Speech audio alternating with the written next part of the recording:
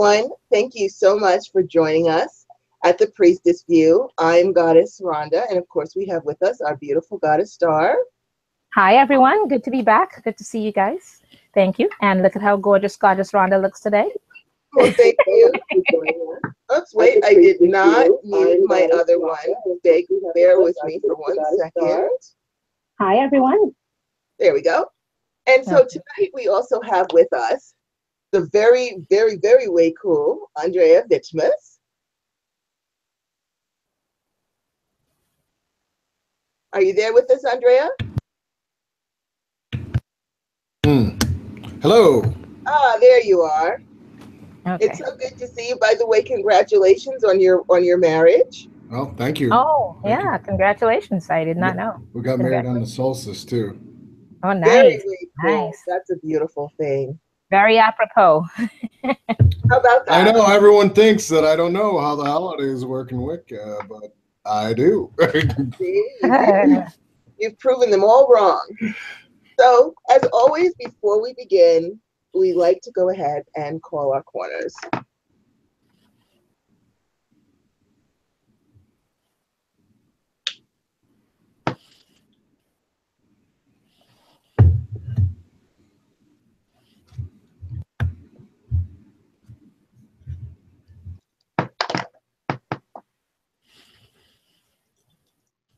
All hail, our lords and ladies of the East, our brothers and sisters, our brother and patron, the sacred element of air, namaste.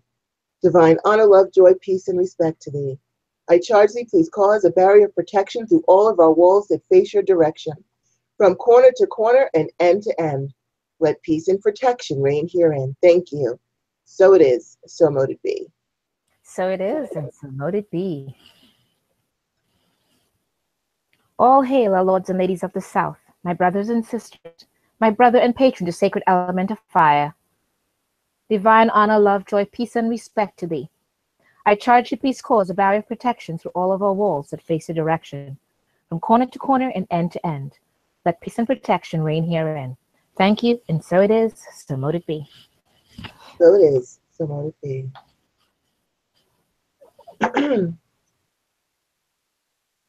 All hail, our lords and ladies of the West, our brothers and sisters, our sister and patron, the sacred element of water, namaste. Divine honor, love, joy, peace, and respect to thee. I charge thee, please cause a barrier of protection through all of our walls that face your direction, from corner to corner and end to end. Let peace and protection reign herein. Thank you. So it is, so mote it be. So it is, and so mote it be. All hail, our lords and ladies of the North, my brother and sisters, my sister and patron, the sacred element of earth. Namaste. Divine honor, love, joy, peace, and respect to thee. I charge you, please cause a barrier of protection through all of our walls that face your direction, from corner to corner and end to end. Let peace and protection reign herein. Thank you, and so it is, so mote it be. So it is, so mote it be. And we now bring down the divine white light from the sacred source of all well-being and fill all of our spaces with peace and protection always. So it is, so mote it be. So mote it be. So it is so great. We have not been here since before we went to Witch Fest, we went to Hex Fest. Then there was the new moon on the moon with the eclipse. And finally, we are back with you and so glad to be here. Yeah, we're so glad to be back. Yeah. We had a wonderful break. It was amazing in Hex Fest and everything else that we did. But we are so glad. We missed you guys. Very much so. Very much so. Very much. So it's good to be back. And before we begin, Goddess Star, why don't you tell them just quickly about the Witches Ball in New York for people that are in the area? Yes. I hope you guys can all come out. We have not done the Witches Ball since 2013 was the last time we did the Witches Ball, and we started it in 2005. And we, if you know New York really well, it's very difficult to get a space. So we were very lucky to get the Club Delancey. It is at 168 Delancey Street at the corner between Clinton and Attorney Streets. And we were very happy to have their main area for us to have the Witches' Ball. We will have live bands and performances. We have a guest, Crystal Madison from Sleepy Hollow and Lady Rhea. We're going to have some costume contests. There's a raffle for Book of Shadows and many different other things. Let's see, what else? I don't want to forget anything. A costume contest, I said, right? We're having the costume contest for the best dressed. If you would like to purchase the tickets right now are, I believe it's $20, and at the door it's $25. To purchase the tickets, you can go to www.wiccanfamilytemple.org and get the tickets there. Whether you buy the tickets with us online, or you can also purchase the tickets at any of our events until then. You can purchase the tickets there. You can also purchase the tickets at Gothic Renaissance and Halloween Adventure at 108 4th Avenue between 11th and 12th Street in Manhattan. It's a huge Halloween shop. And for anyone that has tickets for the Witches' Ball, you can go there and take your ticket with you, and you get a 15% discount on any costume you wish to purchase, anything that you're purchasing, period.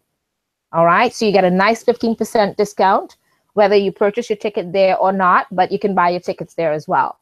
And we would love to have you guys there. Oh, and Witches' Ball is always and has always been an event, a benefit event. We've done over the years, Make-A-Wish Foundation, Doctors Without Borders, Hurricane Katrina, Officers of Avalon, Breast Cancer, Avon for the Cure, and a few others along the way. And this year we are doing the benefit, all the expenses, all the monies above our expenses all the proceeds go to No Kids Go Hungry New York. And there's one of those in every state. Not in our state, and you're not able to, like, you're far away from New York and you're not able to come to Witches' Ball, we'd love to have you give in the meantime to any of the other ones in your state. Please do so. And it's to keep, kids and families from being hungry. And if you look around you, a lot of people living in cars. I see them all the time, and it's a very sad thing to see. And one thing kids should not go without is food. So if you can give and help in any way, please do so. And of course, we'd love to have you be at the Witches' Ball. Come and enjoy it with us. And the fact that it's back and it's here and it's grand again, okay? And come on out in your best costume. Thank you. Okay. Awesome. All righty. So now let's go ahead and talk to our dear, awesome magician, Andrieh. So tell us about yourself and your journey into becoming the very way cool magician that you are.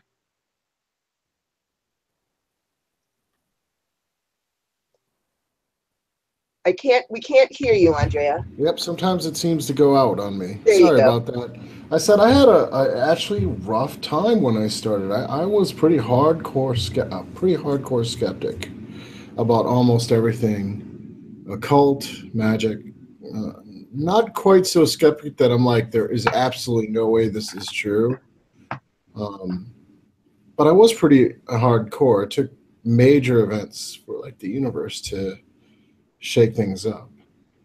And I think one of the experiences that in retrospect was the most scary is sometimes when magic happens, you don't know what's going on. You try to find the psychological reasons, and those should be ruled out. And for a whole year, I was downstate Illinois, and it was like the shadows kept tormenting me. And I just thought, I'm going insane, until the last day when I'm like failing at everything. I'm not failing at everything, but I'm failing at school.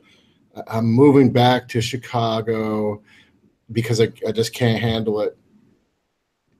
And two different people walked up to me and said, we're really sorry. You're not a bad guy, but the shadows moving freak us out. As in, it's not in your head. Yeah, confirmation. Except at that point, I was still skeptic, so it was like,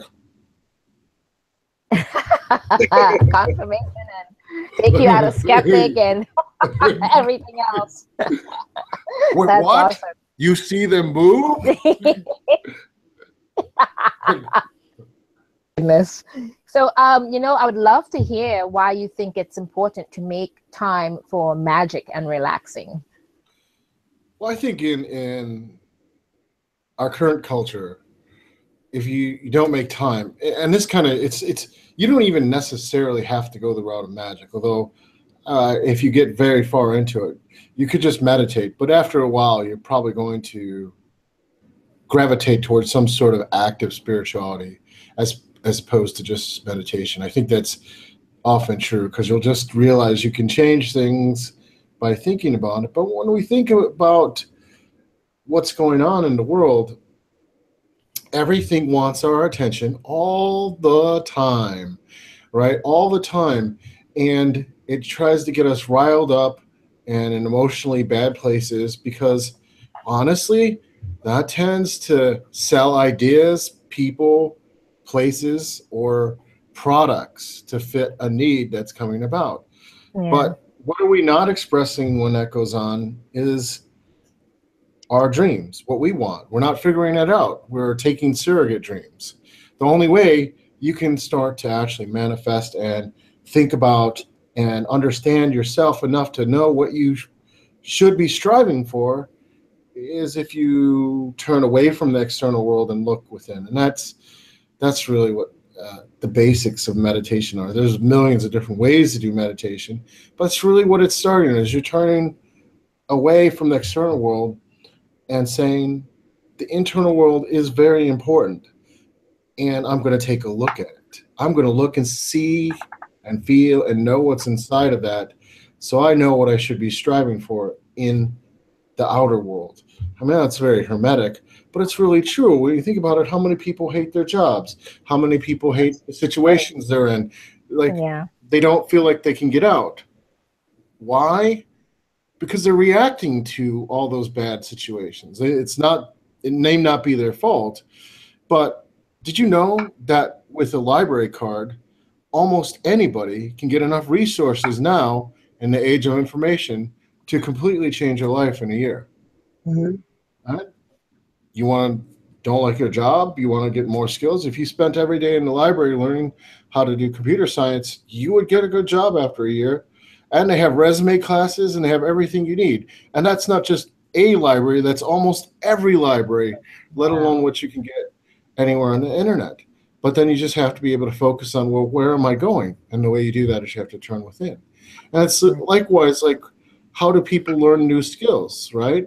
Or how do people learn new things, or how do they do anything? They have to reflect.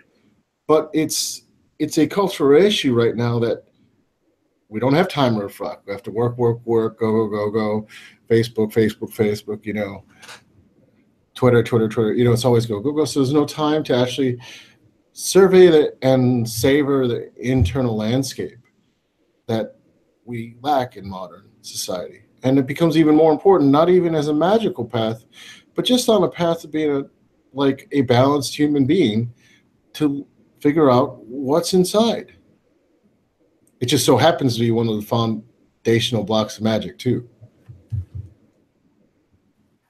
Wow. And you know what? I'm going to ask you about time magic, but before I do that, I wanted to ask you just quickly, just to kind of circle back a bit to your journey into becoming a magician, because a lot of people will ask, they get interested in magical paths and are like, I don't know which path to choose because there's so many. So I'm just curious, when you finally decided to give magic a try, what is it that led you to your path as a magician as opposed to being a witch or any of the other millions of modalities that there are? Well, I probably would say I was a witch. I'd probably admit to being a shaman, and I might on most days even say I was a magician too. So I wouldn't necessarily label myself so easily, and that's bad for branding and marketing, but it's who I am. Sure. But in reality, I picked the skeptic's path. Literally, chaos magic was founded by people who did not necessarily take truth as the defining method of magical ability. They instead took results. That's incorporating the scientific method. It's basically a reasonable level of skepticism about magical and spiritual arts. It's just some people, that test actually succeeds, or in the case of me, it failed because I would try to prove that magic didn't exist, and then I would be like, oh man, weird stuff is happening now, and I can't really explain this. I just disproved my hypothesis, and that means as a good scientist, I have to make a new hypothesis. So I never really gave all that up. I never gave up the rational aspects to go with the intuitive arts. I said, and that's kind of one of the reasons why, although everyone has the word again, chaos gets in the way, where it's actually mathematically based chaos and kind of that kind of theory. But it was the idea that magic can be both an art and a rational pursuit. It's rational if I am making life changes successfully all the time through this modality and through the various modalities I use to keep doing them. That's rational. That's very rational to get those kind of results. So I came to it, and a lot of people come to the paths and they go all in when I didn't, particularly with voodoo, like I got initiated because they kept coming to me and bothering me, honestly, all the time. And then they would never not get results. Like everything I would ask for, they would always get results. Like, and say, see, this is how we roll. I'm like, okay, this is how you roll. Okay. So they proved themselves over and over and over again to me. And that's kind of how I got into that. But it still met the qualities of it. It actually worked. And I think a lot of people, when they're looking for paths, they'll kind of move towards things, and they'll start, if they're not getting taken in by, by someone who's very persuasive or they're convinced and they're actually looking at it, they will actually gravitate towards paths that are just naturally things that work for them, that work well, and they seem to jive with them, and they can just get into it. And if you don't think about it too much, and if they don't think about it too much, it just works for them, whatever that path is. And then they sort of go deeper and deeper and deeper, explore it, do research, and even keep getting better and better results. So they see their life improve every step of the way, especially if they're doing something that just seems to click. All right. Now, thank you for sharing that. And so let's tell us, what is time magic, and give us an example. So there's lots of elements of time magic, right? We're all mortals. We have mortal coils, and we don't at the same time. But time, and its surface, everything we do is kind of about time, right?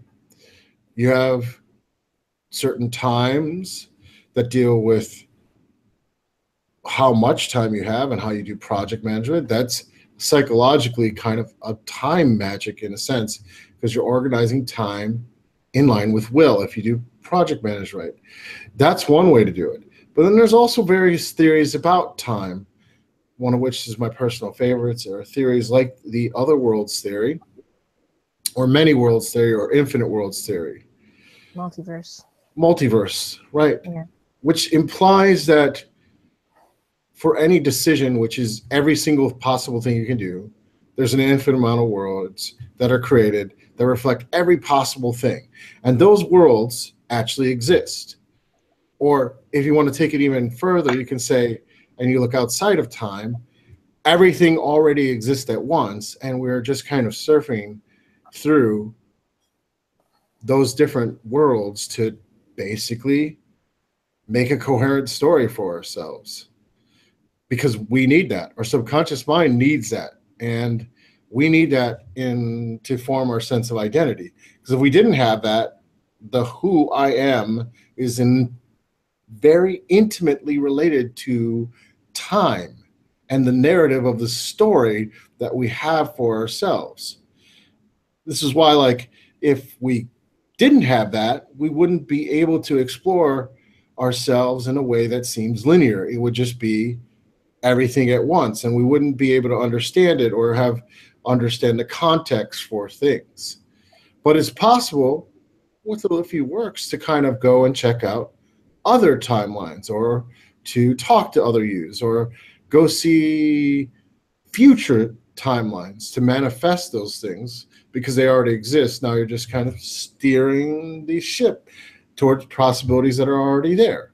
And in one way, when we do divination, I think a lot of time people are intuitively surfing those timelines, or they're looking at probabilities and saying, well, this is the most probable timeline, or this is the most probable multiverse that's going to come about if we don't do anything, or if the reading doesn't change it. That's also, the reading itself can change the vector of where people are going. And then there's other ways that you could just enchant directly for less favorable outcomes. And oftentimes when we enchant, that's exactly what we're doing. We're actually excluding possibilities to narrow down the scope on what we actually do want, so that we're locking ourselves to certain timelines in a lot of cases when we do ritual work, or we're locking ourselves into we're locking out certain possibilities when we banish bad things. We're saying we don't want where this goes. So it's not that we're getting rid of those possibilities. We're choosing in a way of spiritually and magically to pay attention to timelines that do not include them. So it's a different way to think about magic when we start incorporating this kind of other worlds multiverse theory to it. Yeah, that's really interesting.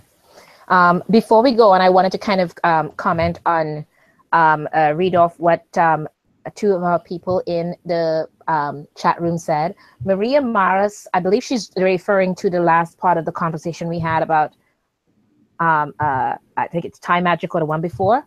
She says, it's also to be responsible for your actions, positive or negative. And then Alicia B said, isn't it just being a person that works with nature that we naturally have at our exposure? So I wanted to kind of put that out, yes, to some of the things that they were saying in the chat room. As you mentioned, the theories and everything that you have of the different multiverses and everything, it kind of reminds me of, and you mentioned the divination part and the spell work, of when we do readings for people. Mm-hmm. When we have the major arcana comes into play, and then the rest of it comes into play at the minors, and we kind of say, well, these are the minors, and we can change up some of this based on what we have here, but the major kind of stays one place, and it does not move around much, doesn't give you much leeway.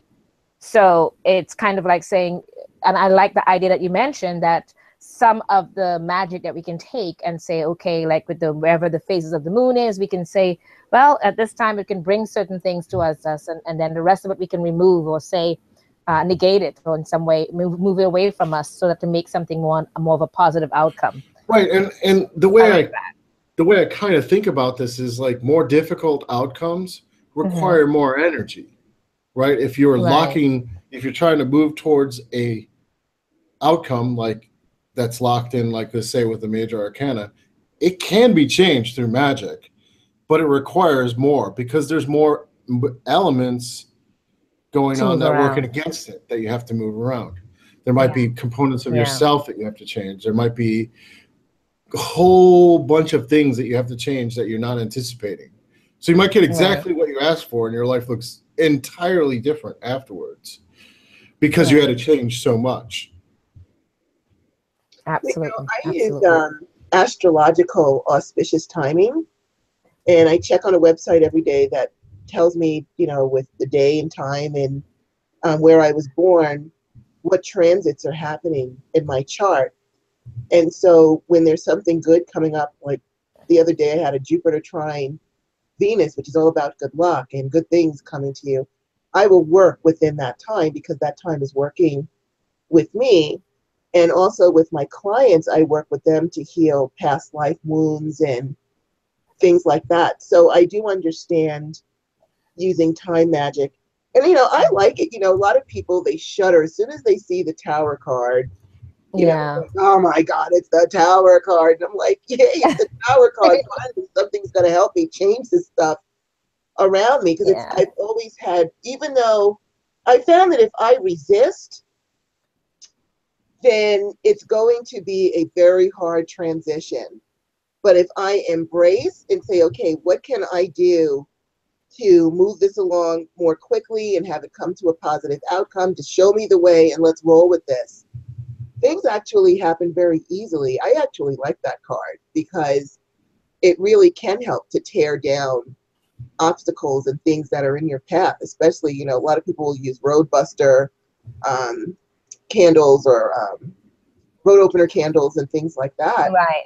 When the Tower Yeah. card will be more than happy to just roll out anything that's in your way if you Yeah. have a And we move it relationship around. with that energy. You know, one of the things that I feel, and naturally I'm not putting this on anyone else, is those cards do contain an energy, a spirit, and you can actually work with that spirit within the card, the energy within the card, and say, look, you know what? I have tried everything to move forward in my career or move forward in my love life or move forward in whatever it is. Tower card, I'm going to let you handle this for me. Please do this for me. Nicely, gently, you know, whatever help out, you know, don't cause too much chaos, but help me out here.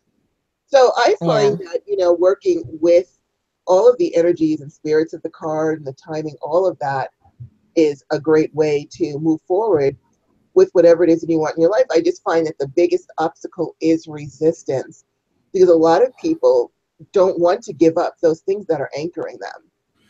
Well, You know, that's as much as they yeah. I go, mean, that's huge. I mean, that's the thing. That's what makes magic so hard. You want to change one thing, but that is never the way magic usually works, because you can't change one thing. Everyone thinks you can change one thing, but it never happens that way. So, you know, let's take a common like love spells, right? If you succeeded at a love spell, your life will radically change. Every component of your life will radically change. You may have different friends. You may be living in a different place soon after that. Even the job you have could change just from a love spell, right? And if you want the love spell, so you're exactly correct. If you want that outcome, you have to let everything else go yes, to get that outcome. Sometimes it's not like these things are independent or otherwise, like they are all in a system. And this is one of the myths about magic, that you could just wave the wand and nothing happens, but it's a ripple across all aspects of your life. Even a small change can ripple across multiple aspects of your life. Right. Like a small spell, you think it's small, but it's not. Like right. like the love spell example is one, but a job spell is another one. That's a radical change. If you get a different job, you're happier. That can produce all kinds of changes Very much. that have like unpredictable, possibly unpredictable things, depending on how much you're willing to let change with it. And the more you lock down, the less likely the magic's going to work that you do, actually. That's very true. And I find that there are people that, you know, I have clients that live in small towns, like really like small towns, and they want to get better jobs. Like, okay, well, you know, can you move? Because the cards here say that if you move, we can, well, I don't really want to move because, you know, my family's here and my mom's here and, you know, everybody's here. Well, if you live in a town of like 100 people and there's Yeah, like 99 jobs, you know, we got to roll somewhere. And, you know, if we do tend to hang on to the things that are anchoring us, even though we want that change, we're not really ready to let go of the things or circumstances that are actually making us want the change. And so that's where I find that magic will have a hard time or struggle, is if we resist. So even with the Tower card, when you see that coming to me, that means thankfully things are finally going to change. But if you automatically see that card and start shuddering and getting afraid and getting nervous and start biting your nails, you're already screwing yourself before you even get started, because you're already showing resistance. And it's resistance that will really put the kibosh on just about anything you're trying to do. Yeah. Yeah. Actually, a lot of times, if you think about it, then someone comes to you and they would like a particular spell done for whatever reasons, love or money, jobs, whatever, they kind of start giving you stipulations already. I would love to have this kind of love, but da da da da da. And they have a list of things as I refuse to do it now. It's already negated. No, I won't do spell work for people unless they'll let me do the coaching sessions with them. I won't do it for that reason, because there's no reason to do it. Like, I don't want to work against my clients when I'm going to do magic, right? If you're not going to get the physical parts of the ripple to go in the way you want, why spend the spiritual capital on changing things? You know, really, that's probably one of the.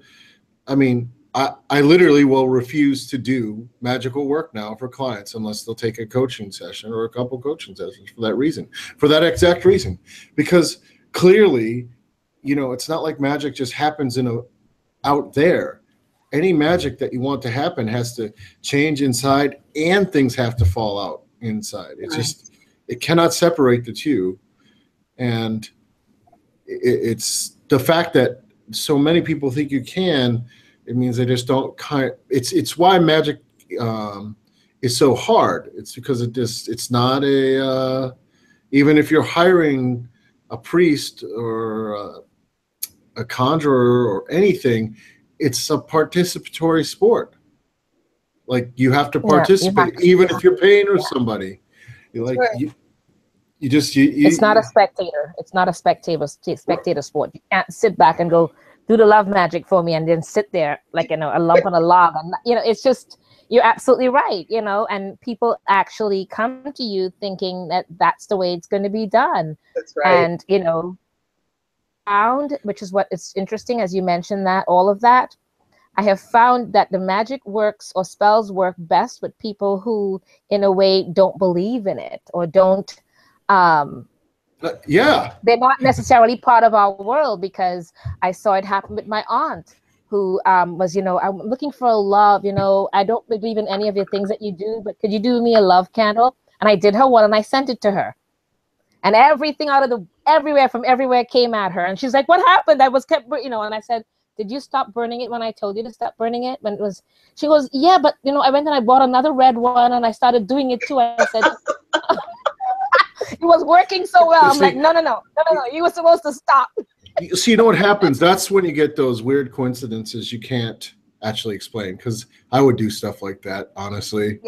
Yeah. And you know why it works that way? Because people who don't believe in the magic don't use it as a crutch. They are going out there and trying to make the changes at the same time. Exactly right. It's like, it's not an either or crutch type issue. It's a, okay, this is great, somebody's doing this, I don't really believe in it, so I'm going to get out there and get my resumes, and I'm going to get it fine-tuned, I'm going to do resume coaching, if I want to do love in my life, I'm going to get out there, and I'm going to do the jig, I'm going to do the boogie, I'm going to go to concerts I want to see, whatever it is, I'm going to get, right, exactly, they're doing something, and it's like, and then when the magic does stuff that's way outside of the realms of just psychological, it's like weird coincidences, they're like, then they pause and think. But too many people use it. See, now I'm not of the school that thinks that you should leave magic as the last resort. I don't want to make it sound like I am. But I also know that there isn't a separation. You can't separate the magic from all this other stuff. It can't happen and work. And that's often, I think, between the anchors that Goddess Rhonda was talking about, and this is why magic doesn't work. More often than not, for people doing spell work, once they get to the point they can feel energy and move it around, the magic will work. It's just we block ourselves from getting it to work. Yeah, and they do. I think that's the majority of the time, actually. Because like I was explaining about my aunt, who did not believe in any of it. She's actually Christian, and she didn't believe in any of it. Not only did she burn the candle down, but then she said, well, it was just a red candle. And she went and she bought more, and she kept burning. And then she called me panicking, going, why is everybody coming at me? I got all these guys, old ones, new ones, everybody all coming at me. And I'm like, I wanted just one. I said, well, honey, did you stop after no, No, because it was a nice red candle. It smelled so nice. I went and bought another one, and I kept going. And I was just like, no, honey, you have to stop. But like you said, did that because it was working so well, you know? So she didn't limit herself, you know, and she went out to party. She, you know, she actually, like you said, did something about it. So it just went crazy and over the top with, you know, she kind of changed up and shook up things with her life. So it was interesting. That's awesome. Okay. You did a previous show with us and you did a future life progression. I would love to have you do that again for our audience now to see how that went. Yeah, we can do that. And so that goes right into the time that we're talking about, the timelines. I think the last time I did it, I think, Rhonda, you were working on prosperity. So how Yes. did that happen, right? Yes. Does it come to pass that your vision came to pass in the meditation? Yes, actually, a lot of things have happened since that, and I've been utilizing that, but also putting the work behind it. You know, Goddess Star and I, we started a wealth mastermind thingy, and, you know, putting the stuff to go along with it, because you do have to put the work into it. Like Goddess Star says, you can't just, you know, say, okay, I need prosperity, and then you just sit back and eat popcorn waiting for money to fall in your lap. You know, there's homework you have to do, and there's things you have to do to go along with it. And so I have found, though, that doing that progression puts me in that mindset to achieve, to then get up, do what I have to do to move forward, maybe do marketing or do something that's going to move me forward. And it puts me in that state of achievement, that vibration of achievement. And so it really helps me with that and what it is I'm trying to do a lot. So one of the weird things, and we'll go through it and do one. One of the weird things about doing a future progression, right, is that you just, and you're probably seeing this, you start making different decisions that just hit the right places at the right time, because you've downloaded the information to your subconscious mind from the future, so it knows, but you don't consciously know, because we need that story I was talking about. So your conscious mind kind of blocks out the story of the future, but at some level, it knows what the right choices are to make when we do this exercise, because you downloaded it in your subconscious mind, and it's like guiding those choices when you set up the mastermind group and other things like that that start moving you forward. And you don't have to think about it much. It just feels right. And that's Right. That's one of the benefits of tapping the future. Now, the downside of tapping the future is you seed your subconscious mind to make certain choices that maybe you don't want to do, because you have to make sure you want that future. That's the caveat of the exercise. So you have to be sure.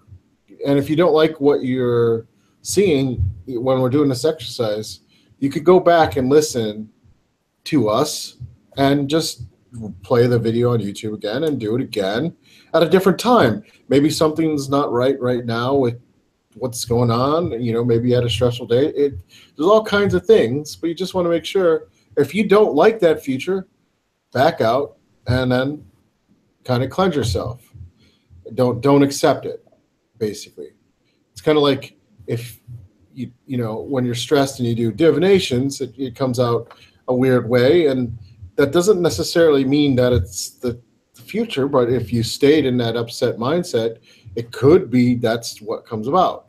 So you have to be a little careful with this meditation, just to, if you don't like it, you don't like what you're seeing, just kind of, I'm going to walk everything through a fast cleansing right in the beginning of meditation, and then just do that meditation and back yourself out. Don't feel like you have to go through it all the way.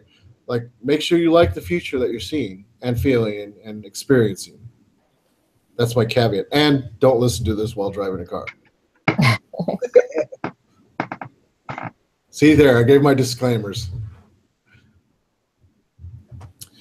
So this is, I'm sure that both Goddess Rhonda and Goddess Star are excellent meditators. Absolutely. And I'm sure that many people listening have had times when they were just the most awesome meditators as well. So I'm going to have everyone just close their eyes and breathe for a little bit. I know it's kind of ironic to say close your eyes when you're listening to YouTube. That's okay. Just close your eyes, and as your eyes close, just kind of relax. And just exhale out the bad and any tension and inhale in the good. And you know what that good is? It doesn't matter what the good is. Just pull in the good. Like, yum. Exhale out the bad. You maybe even sigh it out, like just, and as you let it go, just let your whole body relax. Inhale, good. Outhale, the bad out, and relax. Inhale, in the good. Out the bad, and just relax. You might already have noticed how wonderful releasing the bad and pulling in the good feels. And everyone listening right now has had times when they have reached that awesome state of meditation that you know the place that you get to, and just pull in all the good, almost to the point you can feel the sensations through your skin, your bones, your blood. Oh yeah, let it mix in. Let it take over. Exhale out any tension and negativity. Deeper you go, the better it feels. Just go deeper and deeper and deeper. Same point, feeling that place that you know is an awesome meditation. And that mixes with the positive to make it an even more powerful meditation that you're doing right now. Going deeper and deeper and deeper into all those sensations. And as you relax, going deeper and deeper, I want you to just let go of your surroundings. Let go of the room you're in. Let go of everything. Just being in the moment of those positive feelings and that awesome meditation vibe. You know what it is. And as you let go of everything, you can feel yourself elevating upwards and upwards and upwards until the point that you pull yourself up outside of the time we're in.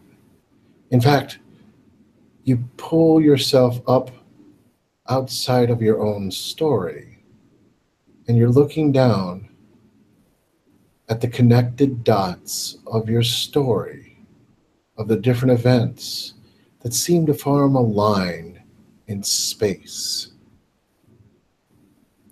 A line in space and time. And you know that story just resonates as you. You know that line is your story. It's the story you have accepted right now. It's the story that keeps your sense of I together. And you can see the point you're at as the line keeps going forward in time, as you are looking at time.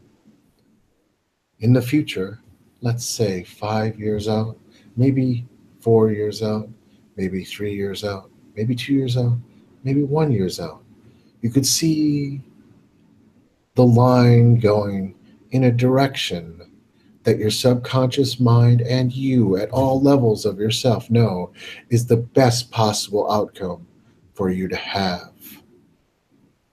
And you can see where that line goes, and it has a certain feeling. Allow yourself to just follow that line as if riding a time train into the future. And the line drags you further and further in the future, even to 5 years out, where you can push yourself into the line. And in that line, you can see and you can feel, and you can taste and smell, and all these sensations are around you of that future you, that you with the best possible outcome for where you at all levels can take you, your greatest potential. And all that energy, all that information soaks into your subconscious. It soaks into you and guided by your spirit. It soaks into your skin and muscles. And all those sensations and all those future memories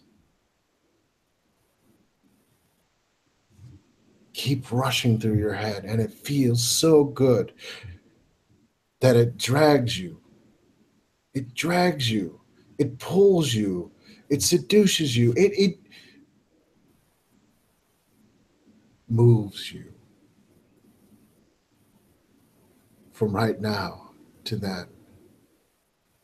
And it feels so good as you can feel your energy shifting throughout the timeline to where you're looking at now. And even that transformation and the transformation itself brings more positive and all the best sensations you know through you, because you already know it's possible and it's already happened.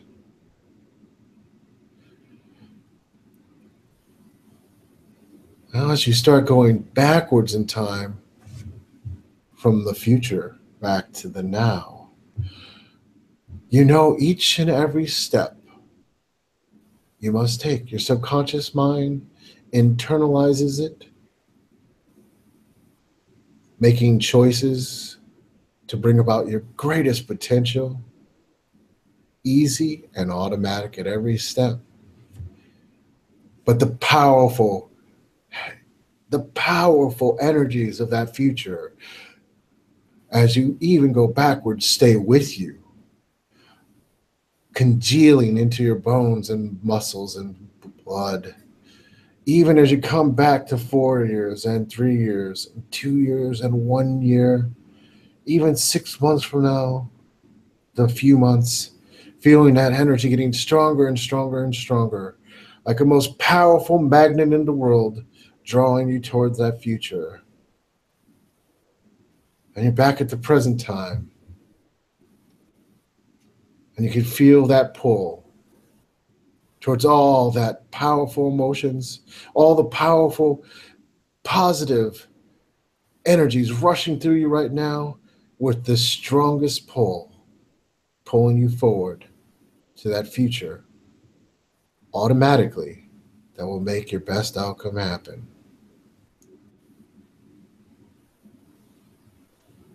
Now, as you relax even further, I'll count from 1 to 3. And as you count to 3, just let all of that energies fully settle within you, change you and your mind completely, so you're able to walk fully and easily down that road. 1, feeling the energies trickling into the very cells of your body, rushing in and around and settling in. 2, powerfully humming through the bones and all of your skin and continuing to buzz. And when I count to 3, the change will be complete. And you'll feel those positive, powerful energies whenever you need to and want to. 3, the transformation is complete. As I count from 1 to 3, we'll open our eyes feeling re-energized. 1, 2, 3. Awake and aware. Feeling great. Feeling awesome. Pulling all that back. How's everyone doing? Okay. How you doing? How you doing, Rhonda? How you doing, Star? I'm doing wonderfully. so mellow and relaxed. Yeah. That was just Yeah. awesomeness. It was awesomeness, as always. So that was a good example of the time stuff, right? You could do that in a ritual setting or in a meditation. But what are we actually asking from that is to actually let our subconscious mind just do what it does, which is habits and automation stuff, and we just choose different things at that point.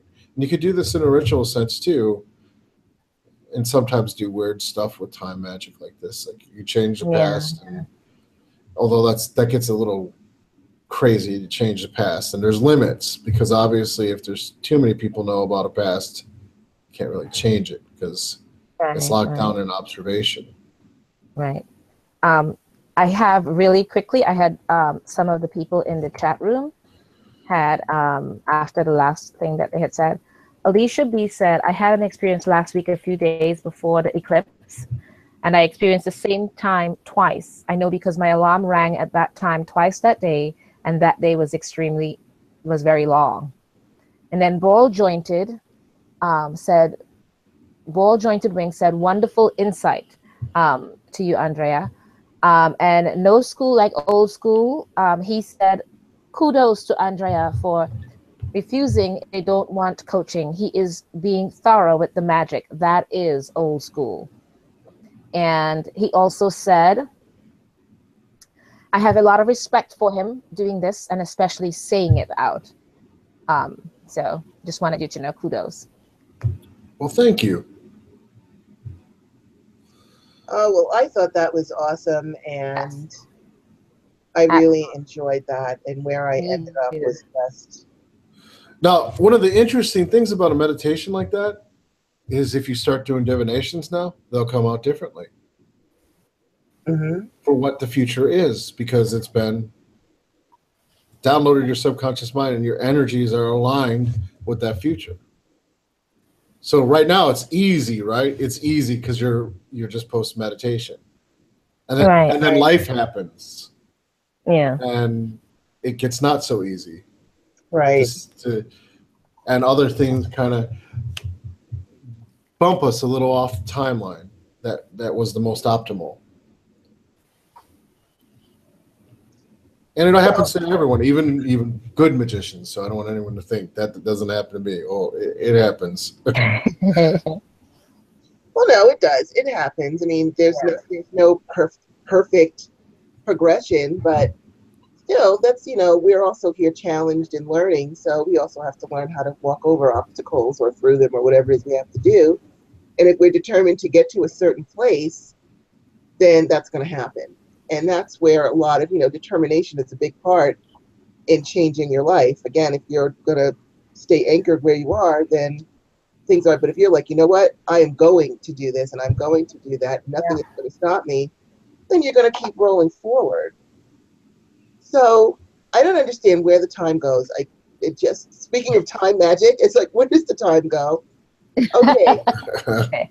So we kind of just did, I think we kind of explained a lot about why trance and doing meditations and things are so important. But trance in magic, why is trance is so important when we are doing magic? When we're doing magic, why do we need to be in a trance state? Well, there's a lot of theories for this. I like some theories that go back, a couple theories, and I'll give a couple different examples. The first thing is our waking world, even in the ancient times, probably isn't conducive to magic. Why? Because of the social aspects of reality. And I know that sounds weird, but even in shamanic times, the shaman was kind of kicked out of the village, and he was on the outside of the village. So he could be weird, right? Because they accepted that weirdness in the society of the indigenous societies. The shaman was supposed to be weird, but acting with everyday interaction, even if you're an indigenous society, we want more predictable aspects of reality, right? You go to the shaman when you need crops to grow, and the shaman's great, but he's in tune with spirits all the time. But that's hard to deal with when you're dealing with interpersonal interactions. You want people would like things more predictable. And that tends to work against the magic. And that's our everyday state, is very much about interpersonal interactions. It's very much about that. Plus that there's a whole bunch of issues that our conscious mind is trained against magic from a long time. That's changing some now. I think it's getting more open. But for those of us who are probably my age, and I won't say what that is, and I don't even want you to say what your age is, it was not acceptable. I think it's a little more acceptable now, but still we have the distraction principle. One of the things about magic, when you really boil down, most magic is insanely simple. It really is. It's like playing a game of Go. And Go is an insanely simple game that's incredibly complex, you know, and like Zen is another thing. Insanely simple. You sit there and sit still, right? That's all you do. But magic is really directing your intention and using various tools or whatever to help. And that means changing your energy and getting that focus down.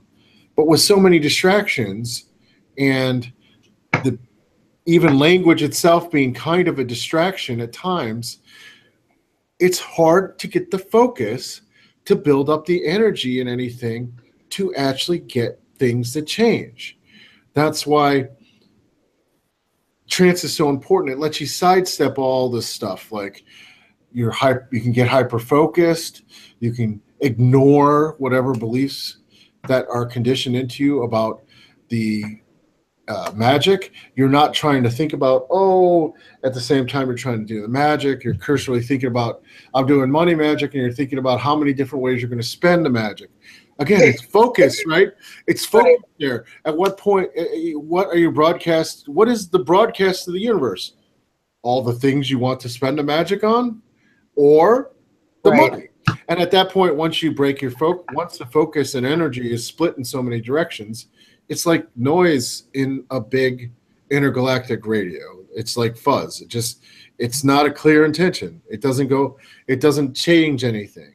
So that's why trance is so important. It allows you to make the signal clear, exactly what you're trying to do. Like, what are you actually enchanting for? And make that signal be the signal you are broadcasting through your mind, through your energy, and even with your body as a bell. And that's powerful. Once you get that sounds so simple, but I'll be honest, it takes a lot of years to get it down, right? So I'm not saying it's simple, but once you get that, whether you're going through a proxy like a spirit to ask them to act as intercede you, or another means, it's still the clarity of the signal, which is not necessarily the words, because we made words, and that's not necessarily really in what the intention is. That can get in the way too. And oftentimes, when you start getting past the levels of verbal consciousness, you're getting past the levels of intersocial reactions, so you can be in a weird place, as opposed to worrying about dinner or worrying about all these issues that come out with social interaction and life in general. Trance lets you go to a state that is, in the old shamanic terms, the journey into ecstasy of some sort that allows the signal or communication to happen. Who you're communicating with, now that we can discuss enormous amounts of time. But if the signal's not clear, the magic's not going to happen. It's not going to get the results you want, because it's like static. All the static jams the signal. Right. That's really interesting. As you were speaking about trance and all the importance of it, it made me remember to ask you about, to kind of explain to us about the excitatory trance state. I hope I pronounced it. Okay. So when you start studying trance states, there's probably more than two, but originally chaos magicians tended to group everything into one of two things. Inhibitory, which was what we would consider standard meditation techniques. It's where you learn to focus to the point that the world falls away. That's easy. It's easy to understand that. You meditate and you just stop paying attention to the world. You're paying attention to the internal world.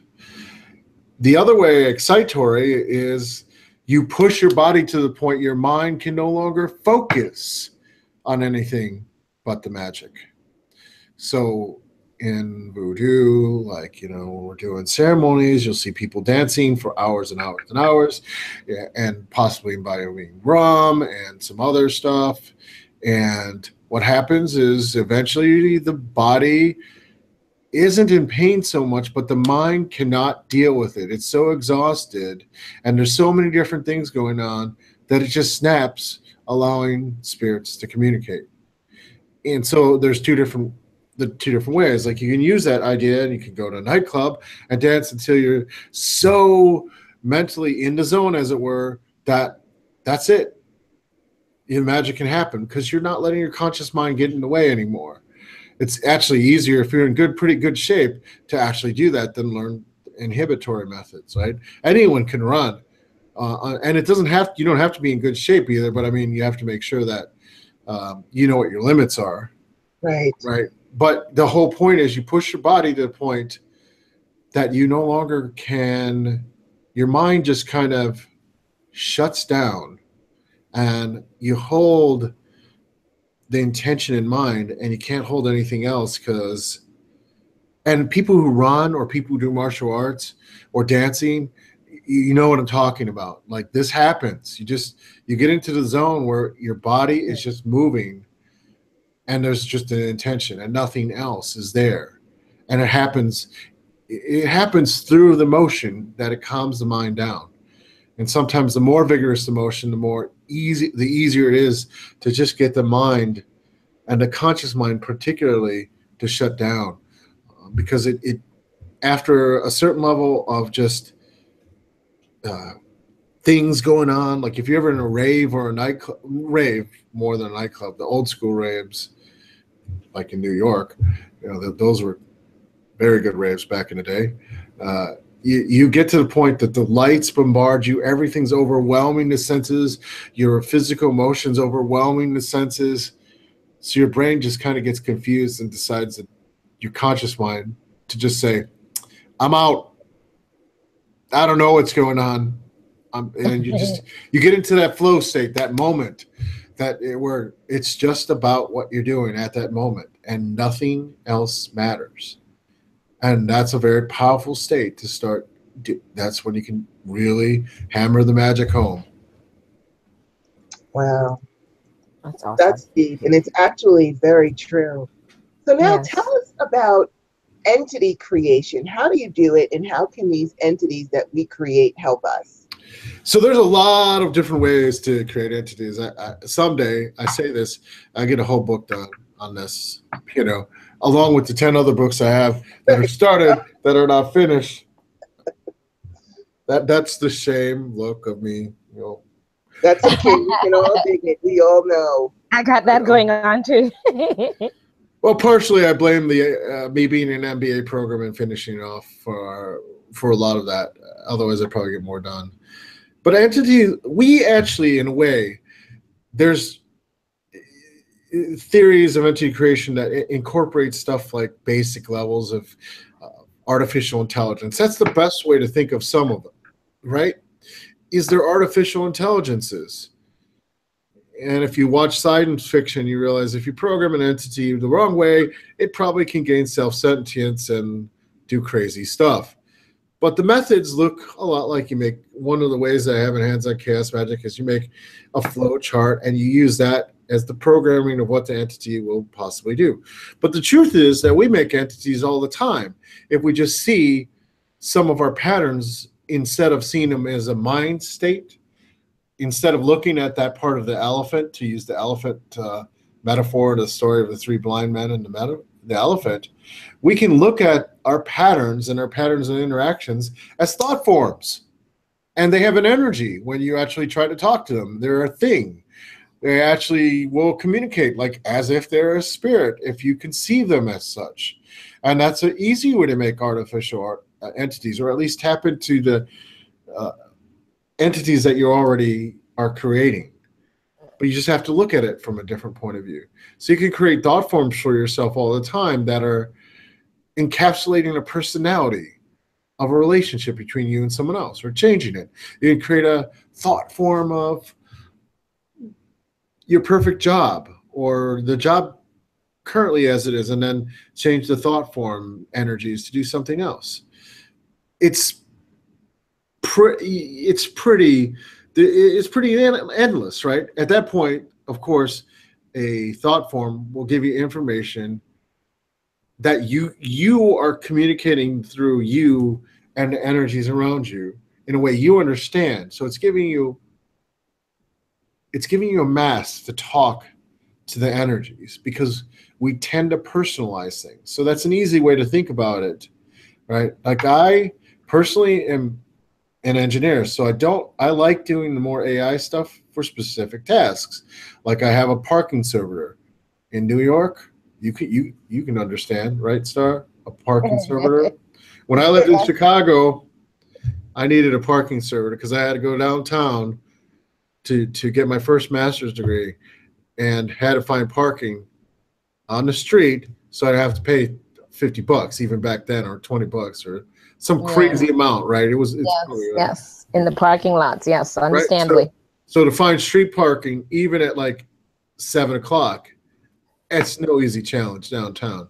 So you had made a parking that had certain programming of how it would go out and make it. But I didn't want to ever have it get out of control, so I had it specifically programmed on what to do. So there's all different ways you can make artificial beings. And then there's also a whole class of different beings that may be partially created by you and partially created by a spirit, depending on what kind of work you're doing, and where they lend their hand to kind of help you in the creation process. But it's unique. Right. What comes out is unique to you, and only you can really use it. Yes, and that's true. A whole lot of spirits will do this sort of thing, and that's also a type of artificial spirit. But is it? See, artificial implies that it's somehow less good than the other spirits. But in a way, some of the spirits we have now might have one time been thought forms or servitors or these artificial spirits that people built up enough and they became something else. Because as it tends, artificial spirits tend towards self-awareness. If you're not very careful, they tend to become more and more aware, because that's what we do. So our creations tend to do the same thing. It's growing awareness till hopefully they become self-aware, or maybe we do. And it's interesting that you said, when you said that people do it all the time and don't realize. So yes, things chaotically happen sometimes because of that, because of them not being aware that they're doing a lot of that. And as you mentioned, the downtown with the parking, like, Rhonda, you know that with Arlene, and she'd be the one driving, and then she would stop the car and tell me, Star, you go drive the car. And I'd be like, why? She goes, because every time you drive the car, we get a parking exactly where we need it to be. And we do, every single time. Yeah, usually. Yeah. I was teaching at the Cleveland Pagan Pride this weekend. Roll up, pull right in, right next to the festival. I mean, right in front of the festival. Yeah, that's me. Great. That's, yep. And whenever she does it, no matter what she does, she has an issue. And I'm like, okay. So I just do it, and I do. But yeah, that's wonderful when that happens. Okay. You mentioned the entities and the creation part of it. To some people, as you know, we're realizing, of course, as they become self-aware or whatever it is, do you find that it's dangerous to create entities? How do you control them? And what if you can't? I personally, there's a lot of different philosophy on this, so I offer only my opinion. For most entities, unless they've proven themselves unbelievably useful and unbelievably loyal, that's the key.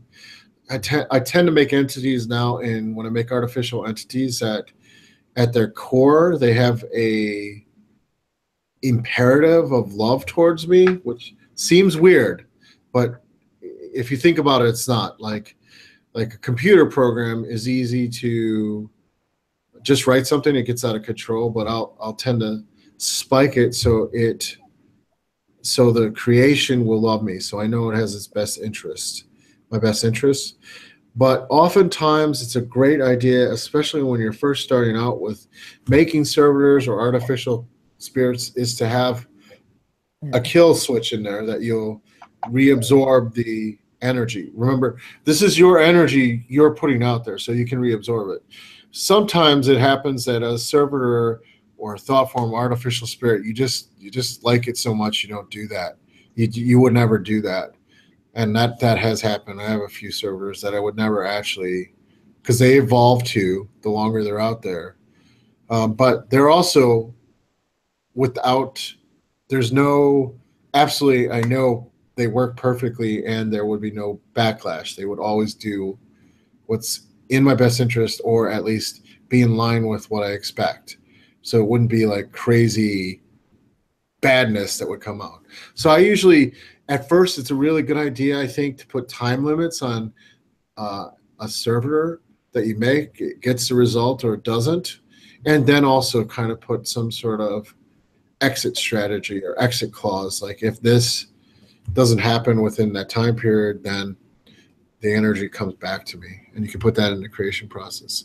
Later on, when you get more experience with making artificial entities, the sky's the limit. You can make samurai sword-like entities that are so complex that you would never destroy them in their works of art. And you could do that because it's really your magic, and you can go as far as you want with it at that point. Yeah, absolutely. Absolutely. And especially, I was listening to you with the parking. Your mindset also can make a big difference with that, because I love Trader Joe's. Like Goddess Star loves Trader Joe's. I love Trader Joe's. And our Trader Joe's has a minuscule parking lot for all of the people that love Trader Joe's. And I used to say, I want to go to Trader Joe's, but it's so hard to find. I'm never going to find a parking spot. Whenever I said that, I'd be circling the parking lot. I can't find a parking spot. And then I said, you know what?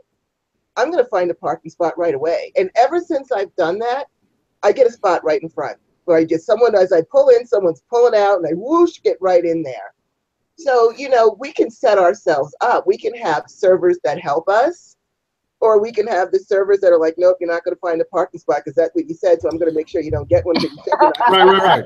So yeah, and those patterns, like I said, those patterns, it can be just a energy pattern, or you can look at it from a spiritual sense in a thought form and rehabilitate those energies through the personification process, and then basically do what you did. Basically, you have change your mindset, and then you do it. So it's like you're automating part of stuff you don't want to concentrate on. That's the way I look at it. Right.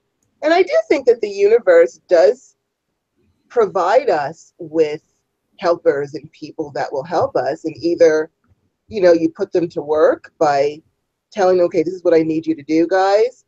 Or they're just going to sit there filing their nails and watching Netflix and doing nothing because you're not asking them to do anything. Well, a lot of us do feel, because I found with people that I deal with, they've been through very challenging times and trying times, and they actually adopt the idea that I have to power through life alone, that this is an isolated journey. I'm going to be all by myself, and I just have to figure it out all by myself. And that's actually not really true. If you allow yourself to open up, I believe that we do have helpers, that do help us with things. The same way with our crystals, their spirits and the stones that we say, look, this is what I need you to do. They're all around us. So I do, believe that a lot of that is our mindset. So let's get to our next question. This time is flying by. So have you ever had, you kind of answered this about having entities you couldn't control. Have you heard stories of people who have maybe created entities that have gotten out of control, and then the entity just went off and became self-aware and did its own thing, or maybe even turned against that person? Yeah, it can happen, unfortunately. And when we think about it, what is happening once you are releasing something like that to automate part of it, it's not as connected to you. It's still partially connected, and yeah, it can turn against you, right? And in some cases, what are you going to do? Except you have to cut your losses as far as the energy you've lost, and then just rebuild. Or, if it's really turned against you. But oftentimes, it also depends on how much you're paying attention. People make servitors like this, even through the AI stuff, and then they just forget about them. And that's also problematic, right? Because at that point, you have servitors that are running around doing stuff, and you don't have control of that part of your energy anymore. So it's again, and I know people have done this, like examples of this, or a great example of this is people get married, right? And they do servitors work for the marriage, and people have financial goodness and all this, and then they get divorced, right? And all these protective servitors are keyed to a language and intention that isn't there anymore.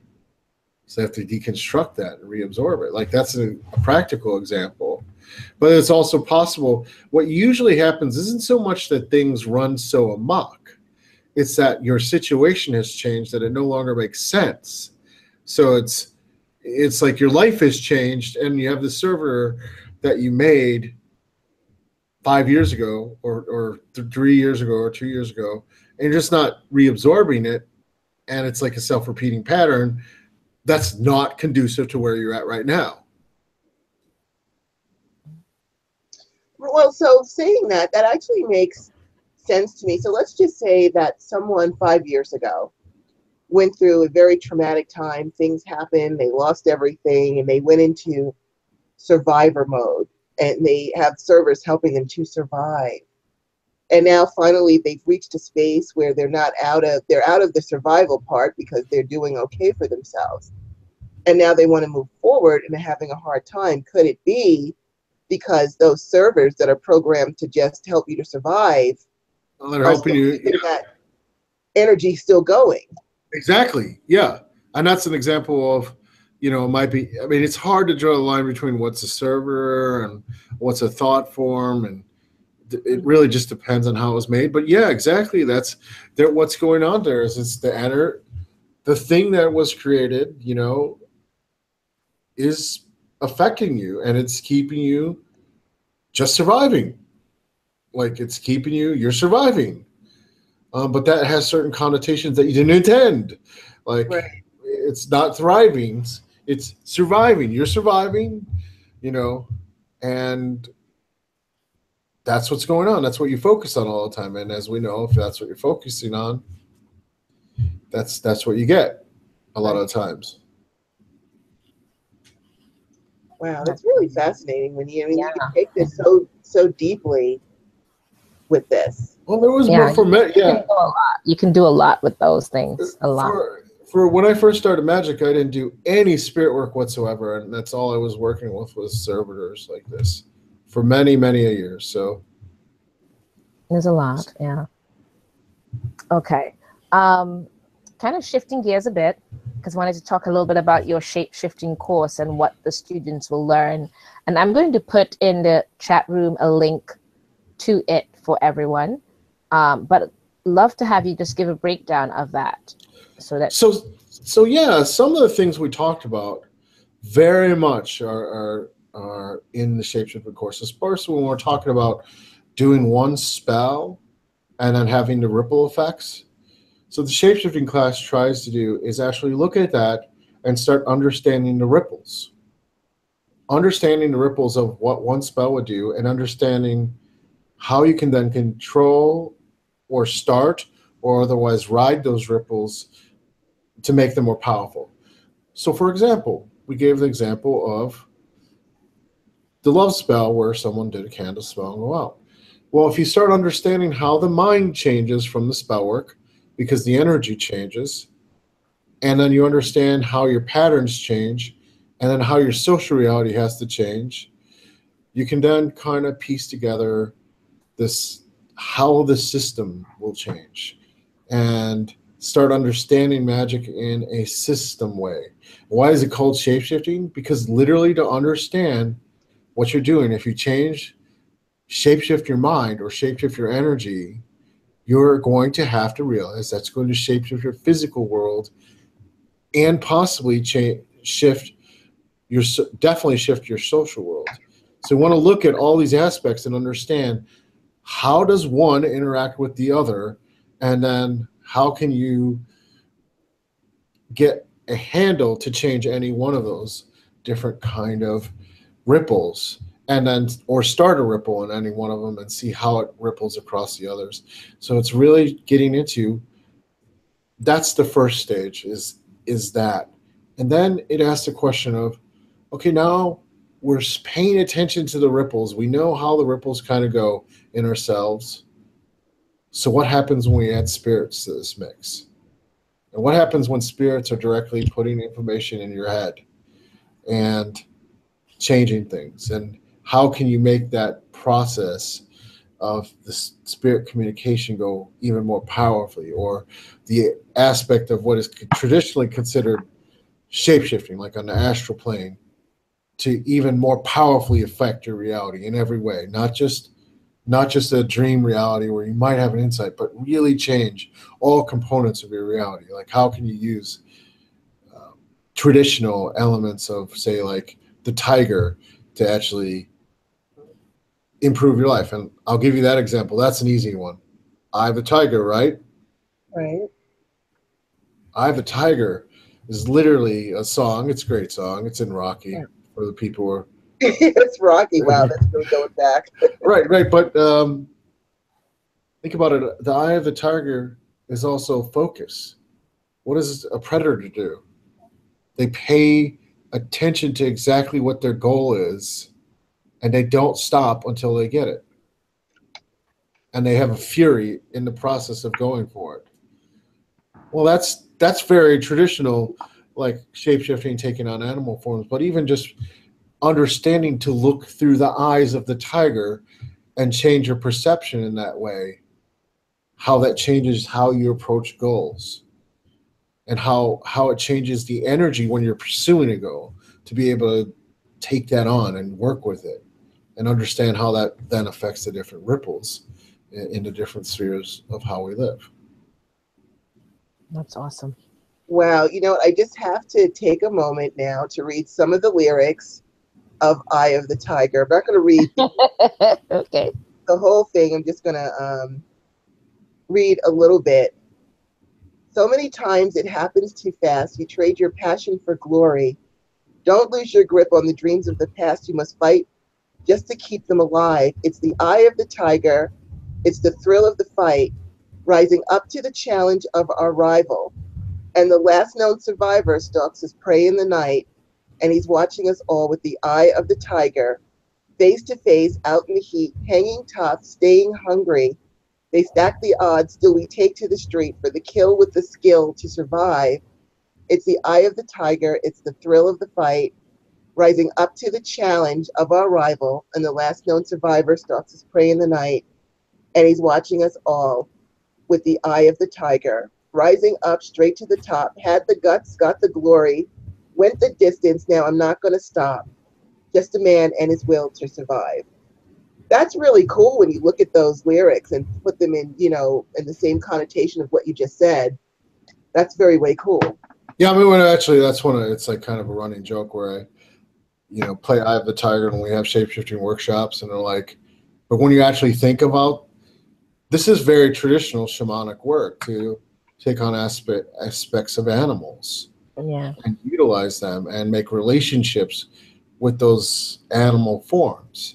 Necessarily, I'm not going to say they are the animal, but you're taking on a form, or it goes back to the thought forms too. They might just be a thought form, but it doesn't matter, because when you start taking on those aspects, it allows you to do other things. Now, one of the interesting things is if you repetitively do something like this, all of a sudden, and you back it up by the changes you need to in the physical world, let's say, and that's one of the ripples we're studying in the shapeshifting course, and you make those kind of changes, let's say tiger or bear is a better one, for this particular example, you get better results in your physical body than you would necessarily by just doing what you need in the physical realm. So let's say you're weightlifting, but you're starting to shapeshift to bear every time you do that, because that's if you ever seen a bear, they're super strong, right? And all of a sudden you will, because of the energies and the intentions, your process of getting stronger will happen much faster than it would have if you were just doing that alone. Now, there could be other metaphors that we use, and we go over that, like to think about the different metaphors and how they're affecting your energy and how the ripples affect. But all these traditional shape-shifting things used in these different ways, miraculous things, from healings to really good, super effects on physical body can happen. They just don't happen as quickly as they do on the astral plane, but they still have a big, big effect that I think people would be surprised at how quickly things can change. It's so funny because as you were speaking about all of that, I just related it all back to martial arts. I mean, if you think of all the Kung Fu old movies that they have, the Drunken Monkey, the Tiger Claw, and all the different things, the different forms of martial arts, they actually take on the persona of that particular animal. Especially the crane, the different things, they all adapt and they become those lethal parts of whatever it is. It's really amazing. That's going back that long, when you think about it. Yeah, one of the things that's interesting about that is in Aikido, especially, like the Kung Fu martial arts, that's the 5 style animal styles. That's an easy one, right? The crane, the dragon, snake. Yeah, tiger. yeah. But in Aikido, when you actually watch videos of him, he's doing the Aikido form, and he's telling people this is an invocation of spirit. And people are like, what? It's just a martial art. Until you see him get possessed doing the martial art form. Literally, he's like mirroring it and doing a shapeshift into a complete energetic form that is separate from his conscious mind. And then using that to propel his martial arts forward. And when it's complete, we call that possession, obviously, but there's different levels, and you can learn to control how much information and how much of the loci of control is there and not. And that's stuff we cover. So it's kind of like a year long of really advanced magic class. And I have the version 2 up there now, but I'm working on version 3, which is just going to be all videos. So that's awesome. That's awesome. That's like Bruce. I'm obsessed with. Me too. I was just thinking that same thing. I am obsessed with Bruce Lee, and I downloaded a bunch of his movies recently because they're showing them on cable. And as much as I've watched Way of the Dragon, Enter the Dragon, Return of the Dragon, I never realized until is it Enter the Dragon or Way of the Dragon? I think it's Enter the Dragon. No, Way of the Dragon. Where this is the one where he lives in the country and he's called to help his cousin or this lady. Oh, that's Enter the Dragon. Chinese restaurant. Yeah, that's Enter the Dragon. Enter the Dragon, and he's showing them martial arts, and he says, dragon whips his tail, whoosh, and the guy goes flying. Yes. And I was like, wow, you know what? I never really realized that he was explaining a dragon system of working. And he's even said in interviews, that the way he's so fast and so strong is he's literally in a trance state when he fights. There's no mental consciousness really going on. He's just literally working through instinct and what he's doing. Yeah. And it's really, really fascinating. I mean, I was very sad when he passed away. Yeah. I'm like gone on him. Brilliant. Yeah. And I'm still madly in love with him. Me too. I've been fangirling all his life and all my life on him. Well, I'm just letting you know right now that when we go into the afterlife, I get dibs. So don't even think about it. You go, girl. You try that with me. Telling you now. Sorry, you can keep trying. I got dibs. So that's the way it is. Sorry. But anyway. Yes. There you go. You're going to see me and Goddess Star up there in the clouds fighting. We're throwing down, man. We're throwing down. Oh, okay. Out of fantasy land, back down to earth. All right. So let's see, where were we now? Okay. All right. So can you give us, just even if you can, for our audience, maybe a brief exercise or show them, give them kind of something to help them see that they do have the potential to shapeshift? Oh, that's easy. So I'm not going to do a meditation on this one because a lot of the course actually has a lot of stuff about glamours in it too, and actual focus glamours. So we're going to do something with our finger and just our finger. Okay. And we're going to focus just on our finger, right? Okay. And one of the first things we'll cover in the shapeshifting class, and I kind of beat it up, is if you focus on your finger and you just breathe and you have your intention right there, okay? You'll start to feel it. Might take a moment or two. If you're used to psychic energy, you'll probably feel it faster. And I bet, Rhonda, you're already feeling it. Yep. So, and as you focus on it, you can feel it more through your whole finger. Right? It's kind of like your intention spreading through your finger. It's on my arm. Your arm too. Yeah. So let's just focus on the finger and just imagine what it would be like using all 5 of your senses if your finger started aging in reverse. So is growing younger right now.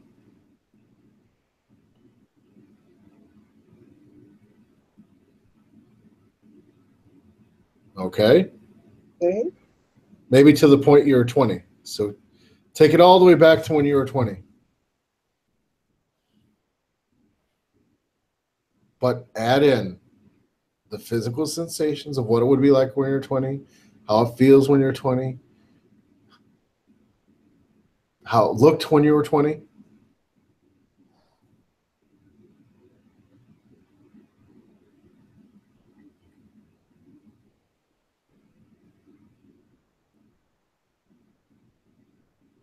Just do that for a second or two. Try to keep it condensed into the finger because I know it wants to spread. So that's about a minute or two. Okay, now flex your finger and move it around and check your mobility on your finger.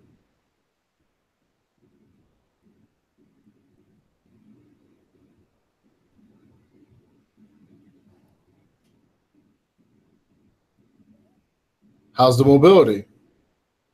It's better than the rest of my fingers. Exactly. Because that's an example. It will be temporary, of course, but it's an example of physical change to your body through a shape-shifting mindset. It literally shape-shifted your body at that point and through an energetic overlay. Now, of course, this is temporary. You'd have to keep doing stuff like this to keep it up because obviously, right, of course, you know. But even the fact that you have more mobility just from an exercise that's a minute long tells you, and everyone who's did this, that yes, you can do the shape-shifting stuff, and you can even imbibe in different parts of your bodies and your bones different energies and use at different times, you know, to have bone talismans or skin talismans or certain all kinds of things that can hold energy in your body, that as you get better and better at the energy work, and those things will affect your mind continuously. So again, it's the different areas that's why we have to study how this affects different areas, because even something like that, you know, can change different things in your mind. If you started doing a youth meditation throughout your whole body at the same time you were saying going to yoga or trying to diet or or do something else, I guarantee you what would happen is the shape-shifting, the intention would go through and you get better results than you did otherwise. Maybe even something that would look to doctors to be a magical result, as in not possible through just physical means. As in, well, they would just explain it away, a doctor would, through physical means. But it would look better than, by far, than most people were doing the same things. Right. And that's the type of shape-shifting. Likewise, a glamour, just to give people another sample of a class, right? A glamour is very simple when you understand that thought, that the subconscious mind is inherently linked to the aura in every way. So what if I asked you, just while you're watching, just to all three of us, just think about a time we were completely confident, and just think about where our Dantian is, if you know what that is, or your center, and just think about that confidence right there in your center point, and just let it spread throughout your whole body. Right? You could do it fast even. And you can feel that confidence spreading. Well, how are people going to interact with you? Well, the energy and the psychology can't necessarily be separated. Your body language will change, but at the same time, the psychic waves are changing, so they will treat you as if you have more confidence, and they'll reinforce that. So that's the social realm. And that's all we're doing. Now, we could do this and tell everyone, now I can't do it because I told everyone we were going to do that, or I was walking us through it, right? But we could literally tell people, close their eyes and just stare at the screen, just feel what's coming out of the screen, and they'll pick up the mostly right, not completely right, of what energy we were like pushing into our aura. Mm-hmm. If they didn't think about it too much, that's where we get in trouble a lot of times. So oftentimes we think about it too much. That's a simple shape-shifting thing. And if you think that would have no effect, that little thing is probably the difference between getting a job and not in some cases. Right. It's just being able to fill your energy up with a confident memory and let it vibrate out like a bell. That's easy shape-shifting. And it changes a lot of things. It changes your energy system. It changes how people interact with you. It changes your mental state. And at the same time, it can vastly change your physical reality. And that's a small shape-shifting change of just making sure your thoughts are in line, and then you're letting it guide your actions, the energy. Absolutely. That's really So those are two examples. One is a little tougher, but even the fact you could just with the minute get more mobility is exactly what I'm getting at. Absolutely. That's awesome. So, okay, I think it's Goddess Star's turn. Okay. What I'd love to have you tell us about is the personality constructs. If you can give us a bit of information about that. So this is very interesting. When we cover that, this is also the shape-shifting thing, because this goes into the mental realm. We like to think of ourselves as having one personality. But I can guarantee everyone shifts into different personalities at different times, right? Absolutely. We do. We just cannot be the same person around our wife or husband. Yeah. And our boss, unless it's a very unusual situation, which we won't go into. Right? But still, usually, you're not going to be even the same person, even if you are married to your boss, right? Literally, when you're in that environment, the context shifts things around. So we have all these different masks and different personalities. We like to anchor ourselves to certain personalities. Yeah. We identify with those personalities. And sometimes that's very helpful. And sometimes it's not. So this idea of personality is very much a constructed idea that we can change if we're willing to. But then again, if we try to change our personality, we have to pay attention to the other areas, because it will change our energy system greatly. It will change our social reality greatly. It could change our physical reality greatly. It could change all of the different realities that we exist in completely by just taking on a different personality mask. And in fact, I can guarantee, like as we were talking, everyone does this all the time. It's just bringing what we already do into conscious awareness to be able to use it as a tool to get what we want, not necessarily get what we want, but to have more meaningful interaction. Well, the way it is to get what we want, but it's, there's potentially a win-win for everybody at that point. Yes. That's right. I'm sorry, I'm laughing. It's true. I'll say, No, magician, I'm laughing because that's I know we do all of this. We become, the alpha or the the submissive, or we can be going to different personalities based on the situation to get what we want out of it. Yeah, this is the most honest way to say it. But in a way, I want to preface that by saying it's also possible to just present ourselves in a way that is perhaps better than what we usually are. And what I mean by that is if you could take a personality that, let's say, you construct for yourself, and this is something that I spend enormous amounts of time in the shapeshifting course, that you can move yourself slowly towards that personality. What if that personality was unaffected by the pain of your past that was holding you back? Yeah, that is getting what we want, and it definitely is, but it's positive in that the other people are possibly getting more of what they want too. And that's you that's necessarily not encumbered by that pain.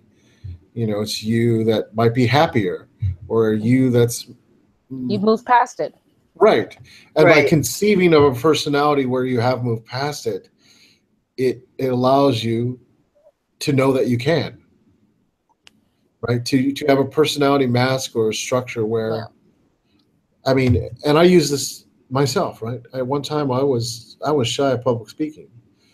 If you look at my LinkedIn now, you'll see there's like the strongest thing, like there's like 50 or 60 recommendations for public speaking on my LinkedIn page at this point in time, because I took on a personality that was uncovered by the shyness and introversion and moved towards that vision and let that personality kind of infect me, as it were, or I allowed it to become me in an aspirational mask. Well, we've got actually a lot of stuff going on here in the chat room. We lost a little track of that, but that's okay. Sorry. Let's see, where are we? We've got Ball Jointed Wing, who says, and I'm not quite sure, please forgive us because we got very into this conversation, so I may not know exactly where this fit into what we were saying, but she says, and in different vacuity gnosis, and she had a hard time focusing on the meditation, but she really liked it and wants to adapt it for her practice. She also says, I much prefer my thought forms to be sentient. And one started out as a servitor, but I loved him too much. So I guess she got too attached. And then we've got Jay Christine, who says that she understands thoughts and words are power. And she thinks that you're an exceptional guest. Got a star, and I agree completely. Oh, excuse me, No School. Nate says that you are an exceptional guest, which we agree with 100%. Yeah. And then Jay Christine goes on to say that she has at least 12 personalities. And that's, when you think about the shape-shifting, I guess technically we all do it, all the time. Because I was thinking about, when you go for your job interview, I used to be a manager, and so I would have to interview people. And they would show up, with their bells on, the suit, the tie, or the dress, and they're all attentive, and they can do this, and they can do that, and they can do all. They really sell themselves. And then you give them the job, and then they actually come to work, and then after they first start, they're all eager and gung-ho. And then their real side starts to come out as they're taking too long breaks, or, even when you start dating, you're on your best behavior, you make sure you look good, and you smell good, and you're bubbly, and you're paying attention, you're interesting. And then as time goes on in a relationship, you start showing up without your makeup on, maybe you put your sweats on, your t-shirt, or, your boyfriend may put on his favorite t-shirt that's got a big beer stain on the side of it while he's watching the game, and he's all, like in his sweats and stuff. He doesn't bother shaving. We do switch all the time depending on what our comfort zone is and what it is we're trying to achieve. So shape-shifting is something we do all the time. Now, in some cases, like the forces of our social realities and our social networks, not like social networking, but our full social network will take us backwards or forwards, depending on how we do this, right? So you can do the shape-shifting thing, and then all of a sudden it kind of reverts back to old patterns because our reality, our social sphere hasn't changed. That's why some of the techniques actually are about understanding how the different things interact. So, yeah, like we could do this shapeshifting where we take on masks. We can learn how to consciously control it, but then we still will fall back to roles unless we start looking at the roles and expectations of other people and how we just naturally gravitate to do exactly what other people think we should do, unless in that context, unless we actually really work at it to really kind of transcend that type of role that's given to us. Or it's easy to do, as you said, it's like people slip back. But if they could use tools from, say, like my course, the shapeshifting class, to stay enthusiastic and use the mind and the energy, all of a sudden the artist doesn't burn out, or the person in a relationship stays connected all the time. Not all the time, obviously, we can't do that. Sometimes we have to disconnect to actually get other stuff done, but they just make sure to reconnect and put that mask on, not let it kind of fade from the expectations that, that maybe they didn't. Or an employee, you can keep reminding them of what that mask was and really get them to actually stay as A-game employees, as a manager, right? You can see what they came in as, and not say necessarily understand that's them presenting their best face, but then life gets in the way, right? They get tired and they do things, and then you can kind of remind them.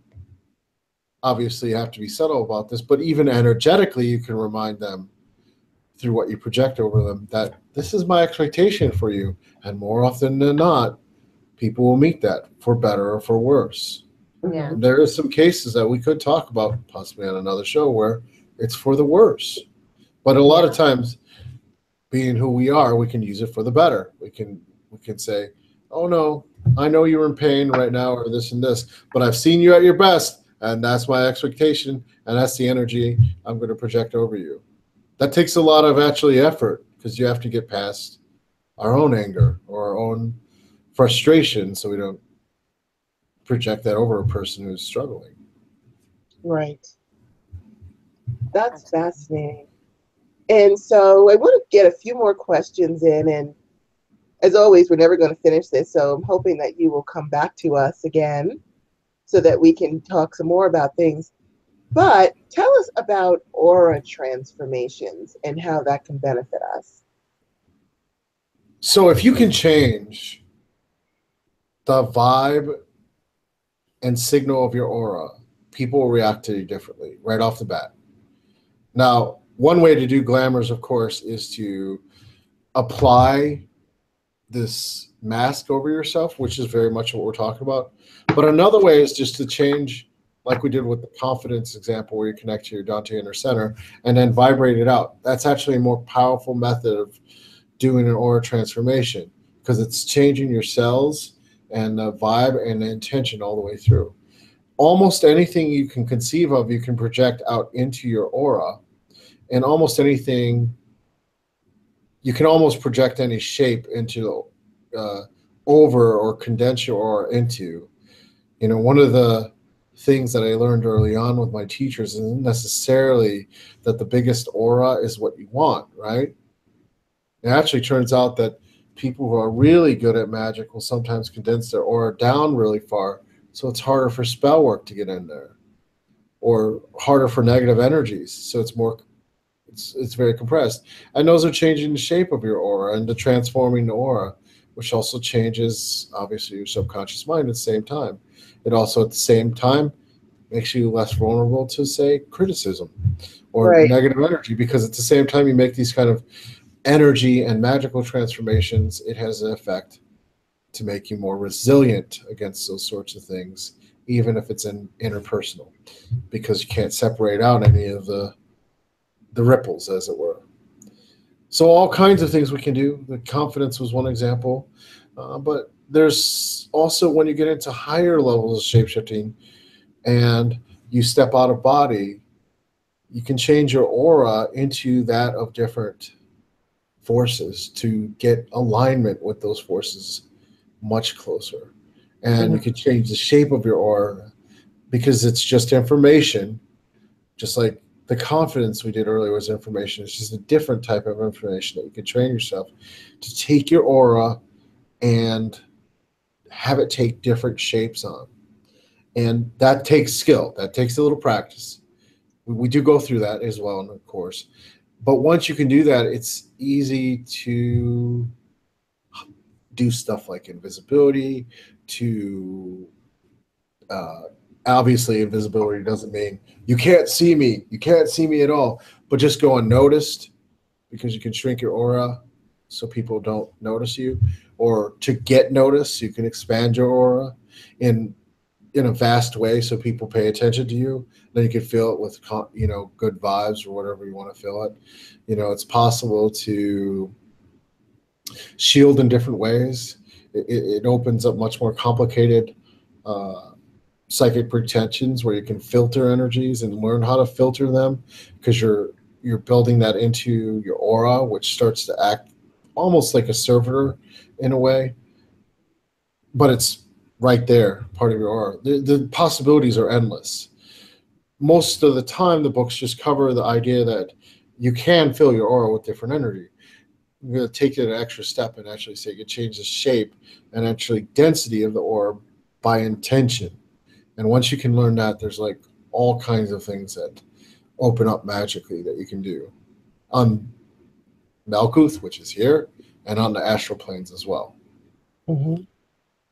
And also, when you learn how to do that, it makes it much safer to journey really deeply onto the astral plane into very strange places, because you can condense your aura and your energies and your etheric body when you travel to the point that you will not get as affected by those strange places. Right. So that way you will be safe or safer. Mm-hmm. Sometimes safe is a relative word when you're doing that kind of magical work, I think. Right. Fascinating. Okay. Yeah, it is. Okay. How powerful are our eyes when it comes to shape-shifting and magic in general? What role, Well, see, it used to be, I think, that eyes were super powerful, and I still believe that completely. But it's really hard to get people to make eye contact now, even for a second. Yeah, that's become it's become part of their protection shield without realizing it. Right, because people don't want to connect. And that's what the eyes do. When you make eye contact with a person, like, you connect. Yeah. In a deep level, oftentimes. But if you're looking at that from a perspective of pulling that into conscious control, that is the point of time at which it's easiest to push energy into a person. That's not necessarily bad. Some of the most powerful healings that I've done on people is when I can look at them eye to eye and push that energy into them and push all the bad out of them right from that connection. Right, just right there, eye to eye, where you're connected and you're just pushing the healing right in there. And it hits people hard.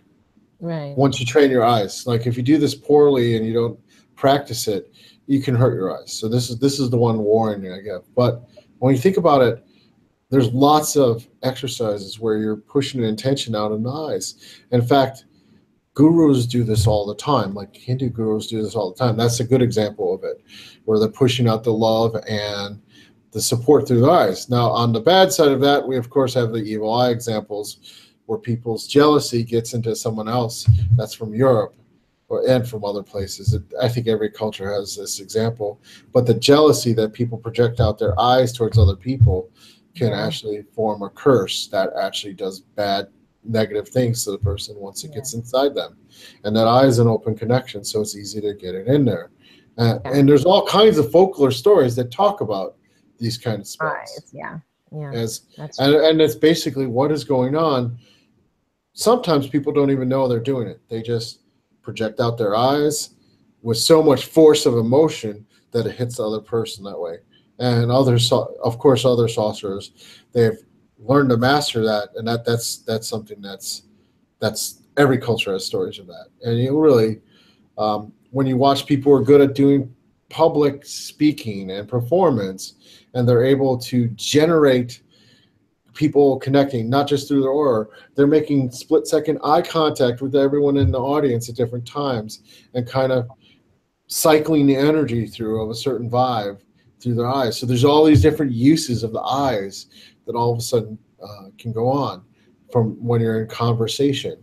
Now, obviously, you have to get the physical skills down to know how much eye contact you can have without freaking someone out, you know.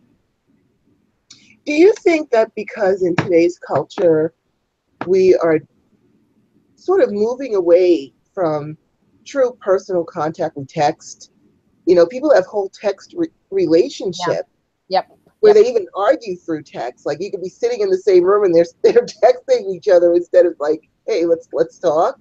Yeah, And that's you know, hard. they're going to online schools or working remotely from home. We've got a lot of people that work remotely now as opposed to going to the office. Do you think that because we are no longer really engaging or connecting with the person, you know, in the olden days, you talked to the person, you looked them in the eye and you said what you had to say. But nowadays, that's not necessary anymore. Well, it is definitely a skill that's going away, but not for the better, right? People have to realize that who are the people when they look around them. I seriously, everyone do this, and I think you'll come to the same conclusion that I have. Is who are the people that are actually moving up?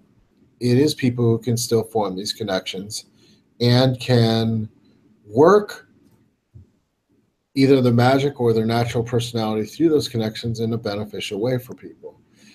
The people who can't do that because of the internet and the various technological proxies we're using you see them have these kind of problems where they're not able necessarily they're able to have those relationships, but you're living inside a symbol set. And that, I think what you see is the tool is not the thing we blame. And we don't want to blame the individuals either, because there's a lot of pressure for us to move in this direction.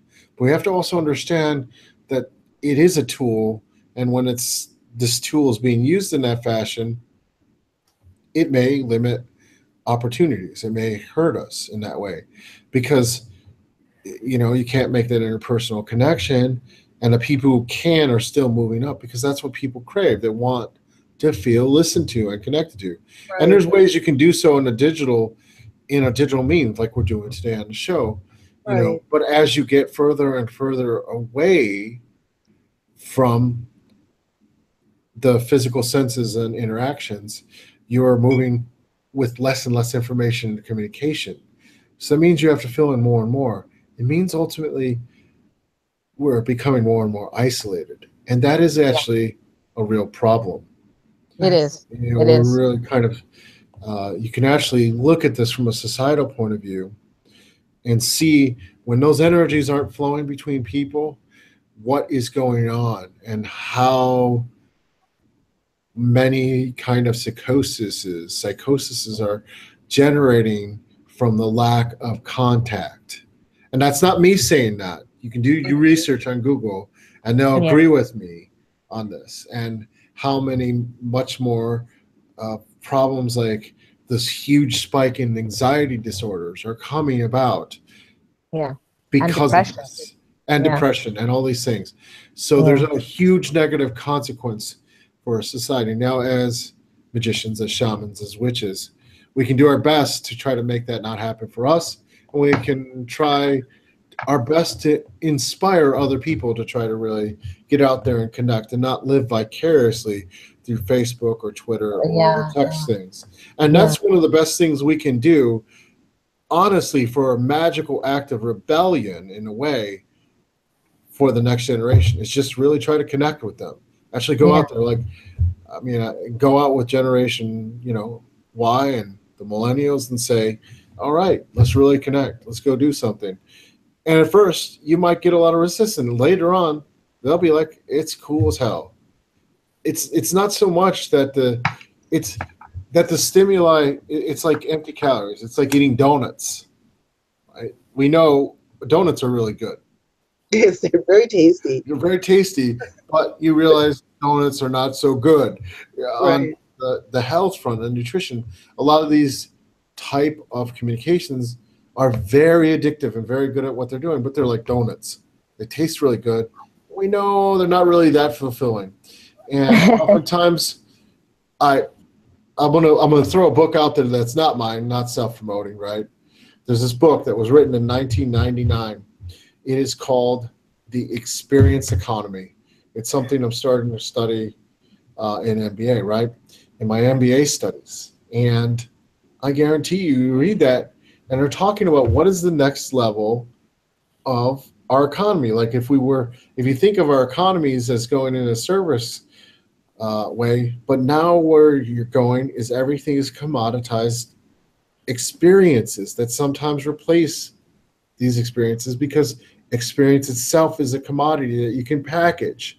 And when you think about it, that becomes the problem. That becomes this problem because it's a commoditized experience. It's controllable. It's repeatable, but it's not authentic. Right. And It people at loses some something. level know that's true. But I think, and for if you're a millennial or other people, Generation Y, or your other people watching this, I think really what I see from this generation is that they're looking for more of that. Not necessarily metaphysical, but they have the idea that they're just going on Facebook or Twitter and that. But I don't actually think that's totally the case. I think it's just the way it looks like they get personal things is in a different way. Like I swear there's this coffee house in Cleveland called Rising Star. You go in there and it's hopping. People are having one-to-one conversations. They put their phone away, and it's the best coffee in Cleveland. Not just because of the conversations. Why? Because it's the atmosphere and the experience that people are trying to generate to actually get those people back in. So people are doing it. It's just they have to focus on reducing the amount of distractions to realize some of that actually might be the most important thing. Right. And Right. that takes some effort, right? Because that's Right. not because these commoditized experiences like what Facebook is are very addictive. Otherwise, they wouldn't make money for Facebook. That's Yeah, that's true. You know, it's so funny as you were relating all of these stories and different situations. I thought of that movie, and I always relate things to movies. Remember that Sandra Bullock movie called Annette? Sure, I love that movie. I love that movie, but what did it teach us, right? I mean, just as Andrea was saying, you know, she was the character that did everything at home and so isolated that That's right. when someone else took over her character, and they said put up their picture and everything, and they put a different picture with her, she had to keep proving this is who I am. And even the neighbor next door Didn't even know who she was. didn't even know who she was. She said, I never saw her because she had her pizza delivered. That's right. Everything was all done in an isolated manner. She worked off of the internet, so even the people she worked with never met her. So, and she made a lot of money. She did everything, and everything was right there. And at the end, it was all about her showing her picture everywhere. And after that, you saw her at the end, and she's relating to the neighbors next door, and she's saying, basically, this is who I am. I'm here. I'm not isolated in home anymore. And in a way, you're kind of watching that happening now. The whole Facebook thing, the everything. And like you said, that coffee house in Cleveland, they're trying to connect again and say, this is me. I'm out and about, you know, this is who I am, kind of a thing. And I think that's important. I think people need to, like you said, they're texting too much. They're breaking up with one another on text. Yeah. You know, they're proposing via text. It's just. This is part of the, Wow. you know, like when we talk about like stuff like shapeshifting, right? This is part of the reality we live in. We have to understand the tools. Hey, the cat joins us. See, that means we're doing good work here. Yes, We have to are. understand the tools, and we have to understand the pressures that are going on and understand what it means at that point to to walk a spiritual path or try to go out and connect with individuals, and it's hard. It's hard for you and me at times, right? It's probably hard. We all have had our points where we don't want to connect with, because people's red flags. We don't want to. There's certain people we don't want to connect to, right? So it's hard because there's all this pain. And these sources make it easier. Apparently easier because you don't have to deal with all that mess, right? If you break up over text, it's less painful, than if you're in a physical proximity in someone and you have the full sensory load and you break up with someone and bam. But part of the whole process, I think, and most important process of magic that anyone can take away is that it is not a pill that fixes things. It's an avenue and road to greater engage with life. Mm-hmm. Yeah. And in this particular case, it means potentially rebelling against what is a normal social values to not be, as it were, to not actually have the spell of that cast upon you. That's the best way to say it. Because marketing really is pretty much a type of spell work. Whether people think it or not. Sure it is. Yeah, it is. Get my attention, look at what I do, that kind of a thing, and come to it or participate in it, buy from me or whatever it is. Right, but it's even more subtle than that, right? That's why we're having so many problems adjusting to technology. It's not even about buying for me, right? It's about belonging, and it's about not being left behind. That's what these experience commodities are really about. That's why people are having trouble with them. Like Facebook's about not being left behind. It's like literally about being liked and not left behind. That's very powerful. Yep. Look how many likes you've gotten, and it loves to tell you, Star, you've gotten this 60,000 likes for this. Right. And that's a big problem. Like even when you're trying to sell things and you have a business, and it's still a problem. You have to become aware of the technology's effect on your psyche because it has effect on your energy.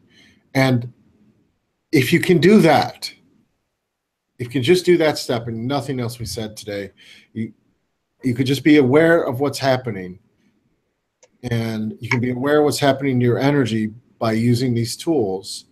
You can make some decisions about how you use them, when you use them, and how much you let them affect your energy, and possibly put the boundaries on the tools where you want to place the boundaries. You'll get a choice versus, I think, what most of these things are now designed to is to be an automatic response, is an automatic commitment or an automatic continuation. It gives you a set of mindfulness. Mindfulness is a bad word too at this point, but it gives you a set of tools to just decide what level is important and which levels are not important.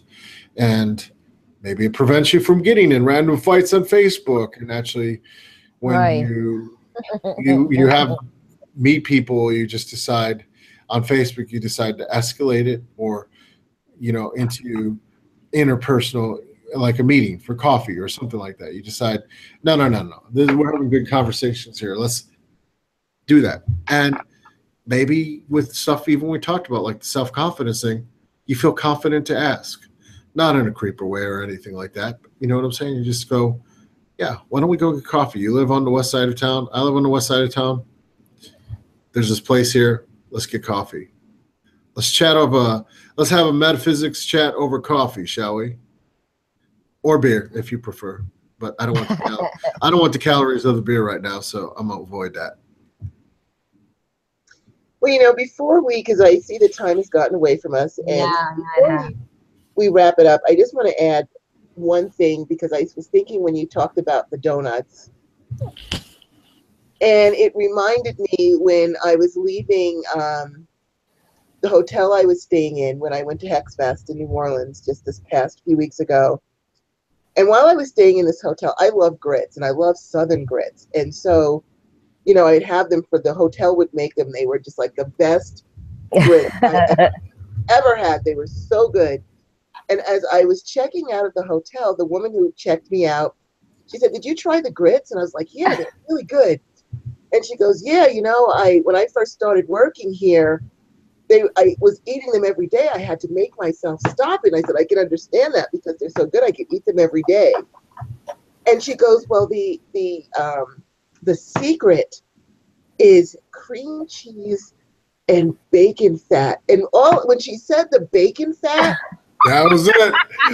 No more grits from there. Like, what? I just saw this vat of bacon fat and labeling with it. I was like, oh, I wish you had not told me that, because now I'm never going to be able to sit here and eat these grits again.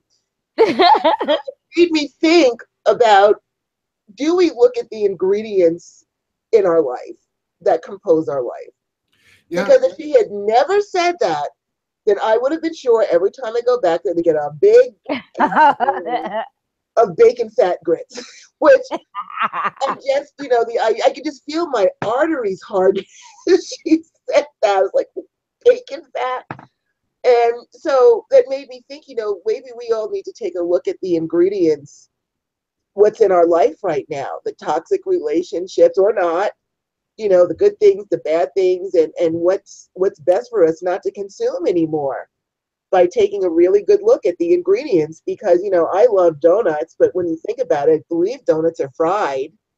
Yeah. So, you know, I don't think about that when I'm scarfing down a chocolate donut. But now that you're bringing it up, I'm thinking, well, how are donuts made? Aren't they fried? So they're all going to be all greasy and, you know, not good for you. So I just think it's a good idea for us to look at the ingredients in our life. And just very quickly, there was a question for you, Andrieh, from J. Christine, who wanted to know, do you teach how to, like, use your eyes for healing? Yeah. In the Shapeshifting class, that is there. So J. Christine, if you look at the link for the Shapeshifting class, you can take that, and that will teach you how to do that. She's got a lot of comments here. She loves your explanation of being a magician. She loves the idea of being able to heal with your eyes, taking command of your personality, geometry. I mean, she just made a lot of comments here, and she really admires you and would love to learn from you. So if you go to that link, J. Christine, you can sign up for that course, and it'll have everything in here is based on that course. All the questions that we have is based just to kind of tickle your fancy and get you interested in that. I always keep just updating the course, like, and you get life access. So as I come up with new versions, you get to the new versions as I go on. So, but interesting enough, you know, that's the thing about healing with your eyes too, is to say that's the point. Like, healing and hurting at that point is the same skill, and people have to understand that. That's why. Absolutely. And so with that, we didn't get to talk about our other things. We wanted to talk about wealth magic and some other things. So of course, we're going to ask you to come back with us so that we can talk about that, because I'm sure a lot of people, you know, for a lot of the things that we want to do, we need that wealth in order to do that. It can take money to make money. So we'd love to have you come back so we can finish talking about that. I would. Excellent. I'd like to come back, you know. So there you go. And so with that said, we're going to go ahead and close out. We are so grateful as always to you guys for coming in with us and walking with us, learning with us. I learn every time we have Andrieh. I learn volumes just from the interviews that we do from him. So that you're learning with us is really very awesome, that you're walking this journey with us, and we thank you. So appreciate you. So maybe next year we'll be able to get me out to New York and come out to the festival. That would be that would be fantastic. Awesomeness. Vacation out in New York City. Yeah. Well, you can always, you know, see if you can come by for Witches Fest in 2018. Maybe we should talk offline. I think I would love it. It would be let's see what we can do. All right. And Alrighty. we want to thank you guys. And please just note that we are so happy to see you guys again and to have you participate with us as usual. And thank you guys so much. Alrighty, everyone. And so with that said, as always, merry meet. Merry meet, merry part, and merry weekend. Thank you guys. Thank you, everyone. We love you. Good night. And thank you, Andrea. Good night. Thank you, Andrea. Thank you for having me. Absolutely.